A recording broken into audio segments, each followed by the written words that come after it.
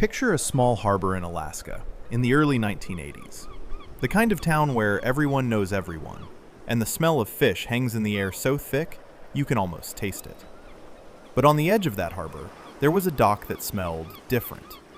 It smelled wrong. Imagine walking down that dock on a summer morning. The sun is just coming up over the mountains, the water is glass still, and the gulls are circling overhead. But the closer you get to the end of the dock, the stronger the stench becomes. It's not the fresh, salty smell of the ocean. It's something deeper, something rotting, something that makes you want to hold your breath and quicken your pace. Now imagine you're the little girl who lives next to that dock. Her name was Elena Kowalski. She was 12 years old, and she'd spent her entire life watching the Canneries dump their waste at the end of that dock. Every single day, for 20 years, truckloads of fish heads, guts, skins, and bones had been piled up there, left to rot in the sun and rain. The tourists who used to come to the harbor stopped coming. The smell was just too much. The local fishermen, including Elena's father, were losing business. Everyone in town had complained to the Canneries, to the city council, to anyone who would listen. But nobody did anything about it. Because that's just how it was.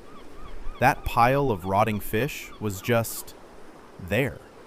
Part of the landscape. Part of the stench. Part of the town's quiet desperation. But Elena saw something different.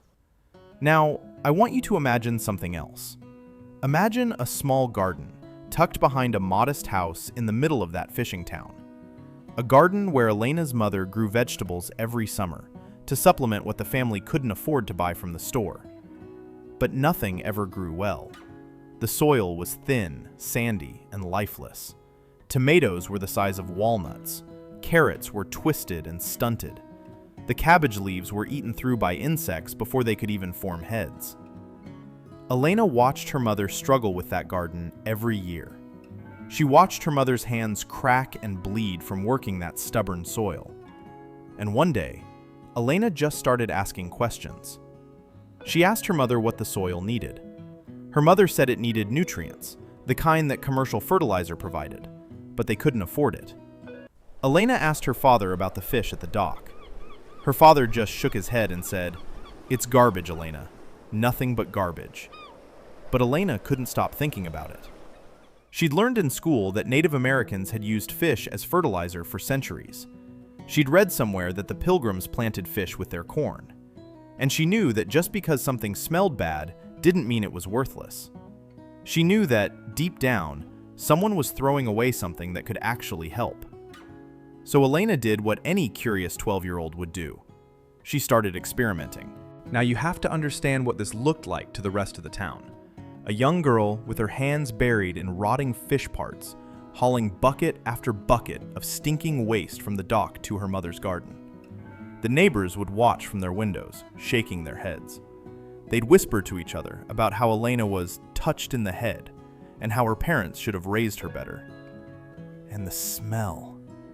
Oh, the smell was something else entirely. Elena's mother would hold her nose every time her daughter came up the path with another bucket. Her father tried to forbid it at first. "People will think we're crazy," he'd say. "People will think we've lost our minds." But Elena was relentless. She was determined. She believed, with a certainty that can only come from a child's heart, that she was onto something. So she kept doing it. She collected fish heads and guts in buckets. She hauled them to the garden. She dug holes around her mother's tomato plants and buried the fish waste deep in the soil, then covered it with dirt. She did this day after day, week after week, month after month. She smelled like the dock. Her clothes smelled like the dock. Her hands were perpetually stained with fish oils and residue. At school, the other kids made fun of her. They called her Fish Girl and Stink Elena. They'd hold their noses when she walked by. The teachers would quietly ask her to wash her hands before coming to class. And Elena would just nod quietly and go to the bathroom, scrubbing her hands under cold water until they were raw. But she never gave up. She never stopped believing that there was something valuable in that pile of garbage everyone had written off. Now, let me paint you a picture of that garden after Elena's experiments began. The first few weeks, nothing happened. The soil looked the same. The plants looked the same. There was even a period when the tomato plants started to wilt, and Elena thought she'd killed them. She'd buried the fish too close to the roots, you see. The ammonia was burning the plants. She had to learn that lesson the hard way. But she adjusted. She started burying the fish waste further from the roots. She started mixing it with water to dilute it. She started digging trenches between the rows of plants instead of putting the fish directly on top of the roots. And slowly, something started to happen. The leaves started turning a deeper green. The tomatoes started growing bigger. The cabbage started forming solid, beautiful heads. The carrots started reaching down into the soil, deep and long and straight. Elena's mother noticed first. Then her father noticed. Then the neighbors started noticing. Because Elena's mother's garden, the same garden that had been struggling for years, was now producing vegetables the size you'd see at a state fair. The tomatoes were so big you could barely wrap your hands around them. The cabbages were perfect spheres. The carrots were so long and straight they looked like they'd been grown in a laboratory. And people started asking questions. So let's take a moment to talk about why this worked, because this is where Elena's quiet genius really shows.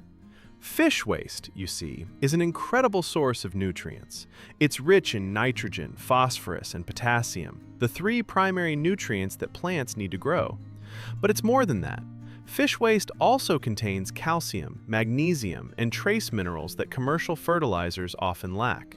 And it has a secret weapon that most people don't know about. Fish waste contains chitin. Chitin is a compound found in fish bones and shellfish shells. And here's the thing about chitin. It promotes the growth of beneficial bacteria in the soil. It boosts the plant's own immune systems. It helps plants fight off diseases and pests. So not only was Elena's fish fertilizer providing nutrients, it was actually strengthening the plant's natural defenses. Now, this is where Elena's story gets really interesting, because she wasn't just using fresh fish waste. She was learning that the age of the fish waste mattered. She discovered that fish waste that had aged for a certain amount of time was more effective than fresh waste. Why? Because the bacteria in the soil needed to break down the fish waste before the plants could absorb the nutrients. The decomposition process released the nutrients slowly over time, feeding the plants gradually instead of all at once. She also discovered that burying the fish waste deep in the soil had multiple benefits. It kept the smell from wafting up into the air. It prevented animals from digging up the fish, and it allowed the nutrients to be released directly into the root zone of the plants, where they could be absorbed most efficiently. Elena began keeping a journal, a small spiral notebook that she carried with her everywhere. She'd write down how deep she buried the fish waste, how much she used, how long she waited to plant, what kind of plants grew best. She became, in effect, a 12-year-old scientific researcher. She was experimenting, documenting, and refining her methods. She also discovered something fascinating. Fish waste that had sat at the dock for years, already decomposing, worked better than fresh waste. Rain and weather had leached out the harsh salts that could burn plant roots. So Elena started selectively harvesting older, broken-down waste for the garden, fresher waste for composting. Every great story needs a turning point. For Elena, it came the summer she turned 14. The salmon runs shrank. The canneries laid off workers. Truck after truck stopped coming to the dock. Her father lost his job. There was no work, no money, no fish, and her mother's garden alone couldn't feed the family anymore. The neighbors who'd once mocked her now looked at them with something worse: pity. And then Elena did something remarkable. She took what was left of the fish waste and started experimenting again. Not for bigger vegetables this time, but to preserve what she had. She boiled fish bones to extract oils, dried and ground the waste into powder, fermented it in barrels into a liquid concentrate that could be stored for months. She started seeing the dock differently, not as fertilizer for her own garden, as a product. A 14-year-old selling fish-based fertilizer in a town that already smelled like fish? People laughed. But Elena had been quietly giving her fertilizer away to neighbors for a year, and they'd seen the results. Now, those same people were showing up at her door with cash, asking for more. Her mother suggested she turn it into a real business. Her father borrowed money for a pickup truck, and Elena started driving the coastal highways, selling fertilizer to anyone who'd listen. By 17, Elena's business was supporting her family and employing people from the town. Liquid concentrates, powdered amendments, fish-based pest repellents, customers from California to the Arctic Circle.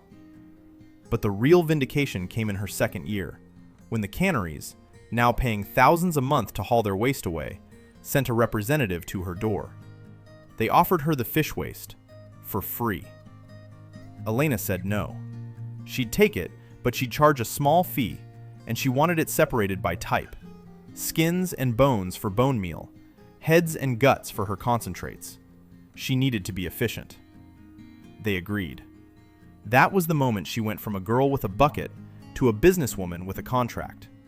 She kept improving from there, researching fish waste as livestock feed, testing her fertilizer across different soils and climates, eventually blending it with kelp into a nutrient-dense super fertilizer. And it worked. Elena's story isn't really about fish fertilizer. It's about what happens when you refuse to see something as worthless and you're willing to do the messy, unglamorous work to prove it. We all have our own pile of waste, a skill nobody values, a dream nobody's heard, a resource everyone else has written off. It's only waste if you never pick it up. Elena didn't have a business degree, a mentor, or investors. She had a bucket and a pile of fish other people had thrown away. That turned out to be enough. So here's my challenge to you. Stop letting other people decide what's valuable. Look for the potential in what's been overlooked, and be willing to get your hands dirty to build it. If this story stayed with you, subscribe to Silent Acres. We tell stories of people who turned waste into wealth and quiet perseverance into fortune. Let us know in the comments, what's your pile of fish? This is Silent Acres, signing off.